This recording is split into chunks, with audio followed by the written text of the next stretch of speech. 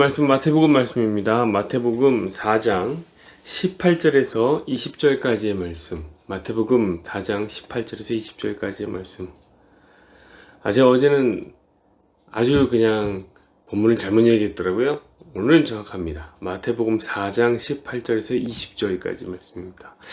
읽어드릴게요. 갈릴리 해변에 다니시다가 두 형제 곧 베드로라 하는 시몬과 그의 형제 안드레가 바다에 금을 던지는 것을 보시니 그들은 어부라.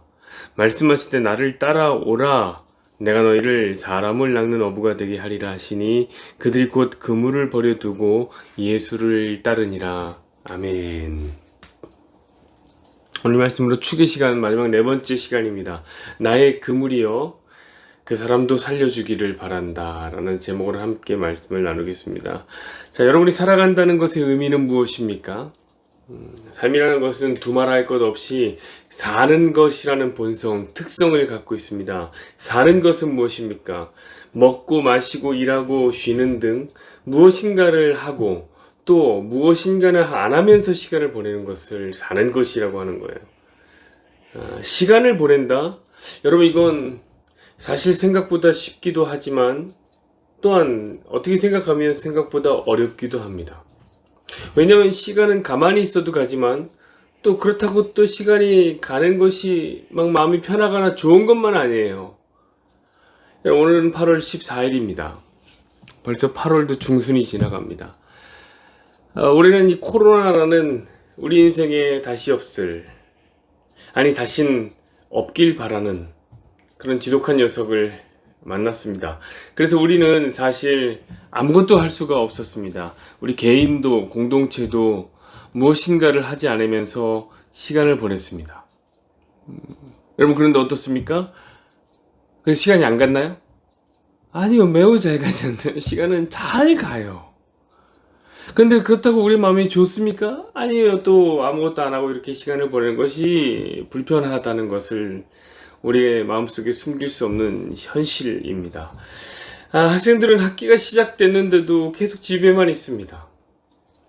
학교에서는 사회를 배워야 하는데 그 배움의 의미가 상실을 당한 것이죠. 식당이나 마트나 백화점에 가보십시오. 그런 곳은 모여야 하는 곳에 사람들이 모여야 하는 곳이에요. 근데 사람이 없어요. 서비스의 의미를 상실당한 거죠. 사람이 없는데 무슨 서비스를 합니까? 교회도 지금 의미를 상실당하고 있죠. 여러분, 교회는 모여야 하는 공간이에요. 연합해야 됩니다. 근데 교회도 모임을 여전히 잘 하지는 못하니 모임의 의미를 상실당하고 있는 것입니다. 그럼 이처럼 무엇인가를 하지 않으면 우리 삶의 의미도 줄어드는 것 같은 느낌을 받습니다. 자, 그렇다면 반대로 우리가 무엇인가를 할 때라면 우리의 삶의 의미가 배가가 됩니까? 저는 그것도 아니라고 생각해요. 왜냐면 우리가 모두 코로나를 만나기 전에 계속해서 무언가를 했잖아요.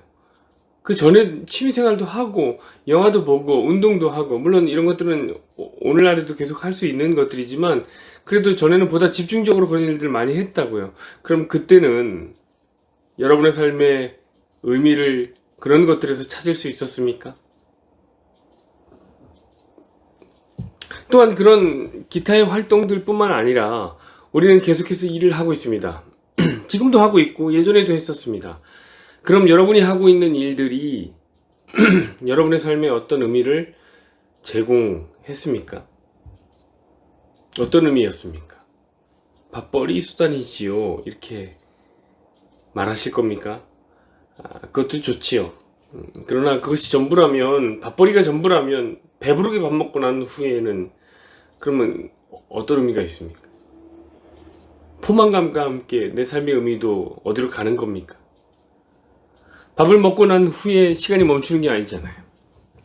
식사 후에도 시간은 계속해서 흐릅니다. 그러므로 밥벌이, 그것보다는 더 고차원적인 의미는 없을까요? 어떤 분들이 이렇게 말할 수 있을 것 같습니다. 사람들을 건사하는, 가족들을 건사하는 일입니다. 매우 훌륭한 일입니다.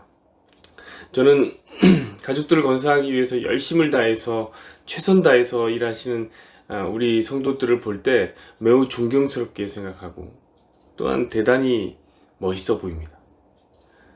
그러나 그것이 진정 여러분의 삶을 이끌어가는 강력한 의미가 될 수 있단 말입니까? 이제 곧 여러분들의 자녀들은 크고 사춘기도 맞게 될 것입니다. 그럼 아빠한테 막 대들기도 하고 또래 집단이 더 흥미로울 거예요.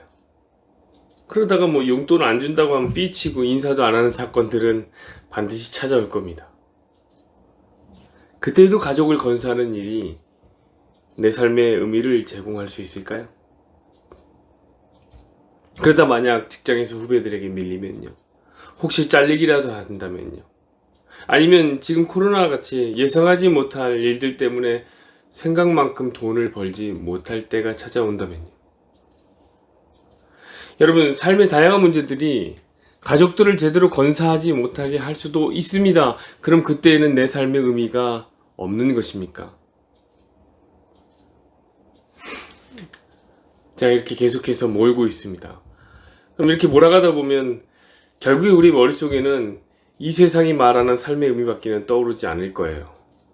그것이 무엇입니까? 이 세상은 이렇게 얘기해요. 우리 삶의 의미는 자아를 추구하는 일이다. 자아를 추구하는 일은 참으로 매력적입니다. 많은 사람들이 자아 추구의 꿈을 꾸면서 살죠. 그러나 저는 여기도 고민이 필요하다고 생각합니다. 이 자아 추구라는 것이 진정으로 우리 삶에 의미를 제공할 수 있습니까? 저는 안 될 것 같아요. 왜냐면 일단 이거 너무 추상적이에요. 너무 추상적이에요. 손에 안 잡혀요. 자아 추구 그게 뭡니까 도대체? 하고 싶은 대로 하는 건가요? 근데 여러분 이 세상에 누가 자기가 하고 싶은 대로 다 하고 사는 사람이 어디 있습니까? 돈이 많은 사람들은 그렇게 하고 사나요? 아니에요 여러분. 우리 이미 다 알잖아요. 그쵸? 다 알아요. 돈이 많아도 원하는 대로 하면서 살지는 못한단 말이에요. 근데 다 모른 척 하고 있어요. 지금 희한해요. 다 알면서 모르는 척 하면서 막연히 그냥 돈만 잘 벌면 되는지 이러고 산단 말이에요. 여러분 그러다 솔로몬처럼 말하고 죽는 거예요. 헛되고 헛되니 모든 것이 헛되도다. 이러고 죽어요 또. 가슴이 아픕니다. 여러분 그럼 자아추구란 것은 무엇입니까? 하고 싶은 일을 하면서 하고 싶은 꿈을 이루면서 사는 것입니까? 그 비전을 이루는 그런 거예요. 그건 더 어려워요 사실. 여러분 주변에 하고 싶은 꿈을 이루는 사람 몇 명 됩니까? 거의 없을 거예요. 왜냐면 일단 꿈이 없는 사람도 많은데 꿈이 없어요. 많은 사람들이 생각보다 꿈이 없어요. 그렇게 없는데 내가 하고 싶은 일은 또 되게 다른 사람들도 하고 싶은 일이 많아요. 그래서 도달하지 못하는 경우가 많단 말이에요. 그래서 사람들은 자기 꿈이 아닌 일들을 하면서 산단 말이에요. 게다가 꿈도 얼마나 많이 바뀌는지 몰라요. 인간의 마음은 갈대와 같아서 하루에도 12번씩 바뀝니다. 하고 싶은 것이 계속 바뀌는데 뭐 그걸 어떻게 다 이루면서 삽니까? 이루기 어려운 꿈이죠. 네, 여러분, 그 어려운 일을 제가 해낸 거 아닙니까? 여러분, 저는 꿈을 이룬 사람이란 말이에요. 저는 고등학교 때부터 목회를 하고 싶었고, 한 번도 바뀌지 않고 지금까지 있었습니다. 제가 지금 목사니까 꿈을 이룬 거죠. 그런데 여러분, 제가 목사가 됐다고 목사가 제 삶의 의미를 제공하는 것은 아니더라고요. 목사가 됐더니 성도들 눈치 보는 게 얼마나 힘든지 몰라요. 여러분 제가 여러분 눈치를 엄청 봅니다. 저는 엄청 불쌍한 목사입니다. 그래서 신경 써야 할 일은 어찌 그리 많은지. 근데 또 신경이 써서 해결이 되는 거라면 저는 더 쓰고 싶어요. 신경을 쓰다 못해 머리털이 다 빠져 대머리가 돼도 해결만 되면 신경 쓰고 싶어요. 근데 문제는 정작 목사가 할 수 있는 일은 너무나 제한적이라는 거예요. 아니 거의 없어요. 기도밖에 없어요. 그래서 저는 제가 기도해서 우리 성도들이 다 원하는 대로 다 된다면 저는 진짜 계속 기도하고 싶습니다. 근데 제가 그런 능력이 없잖아요. 이게 얼마나 가슴이 아픈지 몰라요. 능력이 없을 뿐더러 그건 또 하나님의 뜻이 아니라고 저 위에 계신 분이 저를 또 압박한단 말이에요. 그러니 이 힘든 일이라고요. 아니 목사를 시켜놨으면 뭔가를 좀 주면 좋은데 저 위에 계신 분이 저한테 준 건 단 하나밖에 없더라고요. 그 뭐냐면 끊임없이 하나님 뒤에 숨으라고 엄청난 소심 하나만 주셨습니다. 그래서 요즘에 참 속상해요. 저는 목사가 되면 제 삶에 의미가 있을 줄 알았거든요. 근데 그것도 아니더라고요.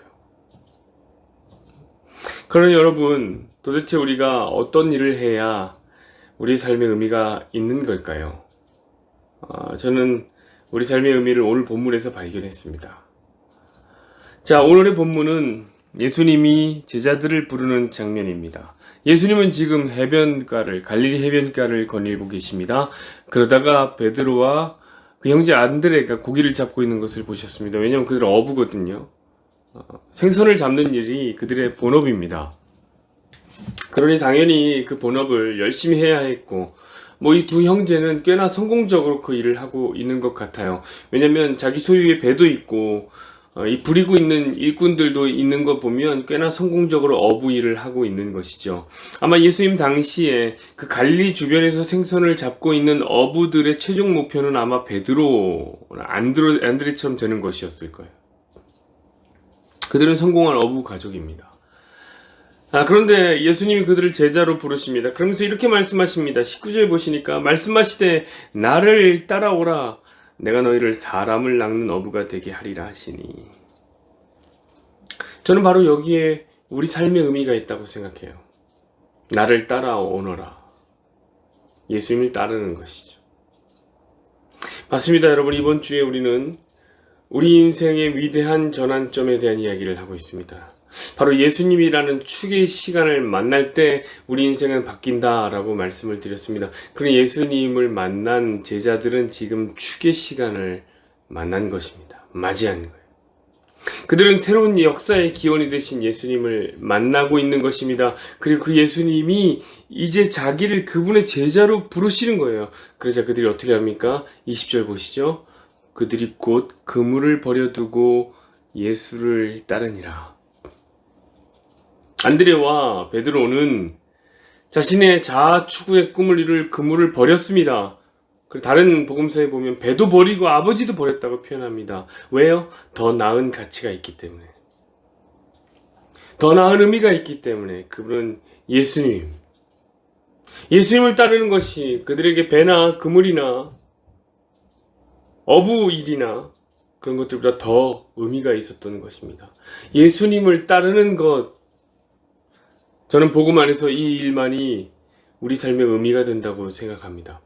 자, 에베소서 1장 4절에서 5절 보면 이렇게 써 있는데요. 곧 창세전에 그리스도 안에서 우리를 택하사 우리로 사랑 안에서 그 앞에 거룩하고 흠이 없게 하시려고 그 기쁘신 뜻대로 우리를 예정하사 예수 그리스도로 말미암아 자기 아들들이 되게 하셨으니. 여러분 보십시오. 이것이 우리를 향한 하나님의 계획이에요. 우린 이미 창세전부터 이 세상이 만들어지기도 전부터 예수님 안에서 구원을 받아 하나님이 되기 위해 예정된 사람들입니다. 그것이 우리 삶의 이유예요. 우린 그것을 위해 산다고요. 우린 그 일 때문에 태어났다고요. 그러므로 우리는 예수님을 따라야 합니다. 예수님을 따르는 것이 우리 인생의 영원전부터 작정된 의미이기 때문에 그래요. 그 김춘수의 꽃에 나오는 한 귀절처럼 예수님이 우리 이름을 불러줄 때 베드로야 나를 따르라, 세진아 나를 따르라 이렇게 할 때 우리의 삶에 의미가 생기는 것입니다. 그러니 여러분, 우리가 우리의 삶의 다른 여러 부분에서 진정한 의미를 찾을 수 없었던 것은 당연한 일이에요. 어쩌면 당연한 일이에요. 거긴 진정한 의미가 없어요. 하나님은 이 세상을 그렇게 세팅해 놨다고요. 성도의 삶을, 성도의 인생을 그렇게 세팅해 놓으셨습니다. 근데 오늘 본문에 봤더니 한 가지 더 세팅되어 있는 부분이 있더라고요. 그것이 뭐냐면 예수님을 따르는 일은 사람을 살리는 일과 같다는 사실이에요. 예수님 제자들을 부르면서 이렇게 말씀하십니다. 너는 나를 따르라. 내가 너를 사람을 낚는 어부가 되게 하겠다. 맞습니다. 여러분, 예수님을 따른다는 것은 다른 말로 사람을 살리는 일로 우리를 부른다는 거예요. 그리고 이 부르심은 비단 베드로나 안드레에 국한된 부르심이 아니라 저와 여러분을 포함한 예정된 모든 성도들을 부르시는 그 부르심입니다. 사랑하는 여러분, 이것이 얼마나 위대한 삶의 전환입니까? 그저 생선이나 잡던 어부가 이제는 사람을 살리는 어부가 되는 것이 우리가 예수님을 만날 때 일어나는 전환점, 축의 시대입니다. 여러분, 우리 모두는 예수님을 따른다고 말하는 사람입니다. 그렇다면 반드시 여러분도 사람을 살리는 어부가 돼야 하는 것입니다. 그러니 여러분, 왜 우리 인생에 의미가 없다고 느껴졌는지 이제 아시겠습니까? 여러분 한번 생각해 보십시오. 여러분은 얼마나 사람을 살리는 말을 하고 계십니까? 여러분이 지금 하고 있는 일을 통해서 어떤 이가 살아나기를 원하십니까? 아니, 그런 생각을 하시기는 하십니까? 내가 이런 일을 통해서 어떤 사람이 살아났으면 좋겠다. 이 사람이 살아났으면 좋겠다. 그런 생각을 하시긴 하십니까? 그러니 우리 삶에 의미가 없는 거예요. 아무것도 모르는 제가 여러분에게 보증할 일이 하나 있습니다. 이것은 저의 경험에서 우러나오는 보증입니다. 그러니 한번 잘 들어보십시오. 여러분, 누군가 여러분의 삶을 통해서 살아나는 것을 볼 때에 우리의 삶에 진정한 의미가 생깁니다. 이 제가 보증합니다. 이게 진짜예요. 제 경험이에요. 여러분 아시다시피 저는 목사치고는 참 감정적인 요동이 별로 없는, 리액션도 별로 없는, 저는 사실 뭘 해도 시들시들합니다. 재밌는 것도 없고 삶에 대해서 매우 부정적인 목사입니다. 그래서 저는 목사가 안 됐으면 분명히 까미 같은 어떤 염세주의자 이런 게 됐을 거예요. 근데 그런 저의 삶에도 진정한 의미를 제공하는 일이 있어요. 저는 이 일을 할 때 너무, 이 일을 들을 때 너무 행복해요. 그건 뭐냐면 제가 전하는 복음을 듣고 하나님을 알았다고 말하는 성도들을 볼 때 제 삶에 의미가 생겨요. 너무 행복해요. 성경 공부를 통해서 율법주의를 벗어버리고 진리 안에서 이제는 자유를 느낀다고 말하는 성도들을 보면 저는 살아납니다. 그때 왜 제가 존재하는지 알 것 같아요. 여러분도 마찬가지예요. 여러분 삶의 대전환을 맞이하십시오. 그냥 어부가 아니라, 밥벌이 하는 어부가 아니라 여러분 그 어부지를 통해서 사람을 살리는 어부가 되십시오. 여러분의 삶이 빛이 나게 될 것입니다. 그런 의미로 나태주 시인의 시 한 편을 읽어드리면서 마치겠습니다. 참 좋은 시더라고요. 한때 나를 살렸던 누군가의 시들처럼 나의 시여 지금 다른 사람에게로 가서 그 사람도 살려주기를 바란다. 한 번 더 읽어드릴까요? 한때 나를 살렸던 누군가의 시들처럼 나의 시여 지금 다른 사람에게로 가서 그 사람도 살려주기를 바란다. 여러분의 생명을 포획한 주님의 그물이 이제 다른 사람에게로 가서 다른 사람 또한 살리기를 원합니다. 그 일을 할 때 우리의 삶에 의미가 있을 겁니다. 함께 기도하시죠. 여호와는 내게 복을 주시고 너를 지키시기를 원하며 여호와는 그의 얼굴을 내게 비추사 은혜 베푸시기를 원하며 여호와는 그 얼굴을 내게로 향하여 드사 평강 주시기를 원하노라.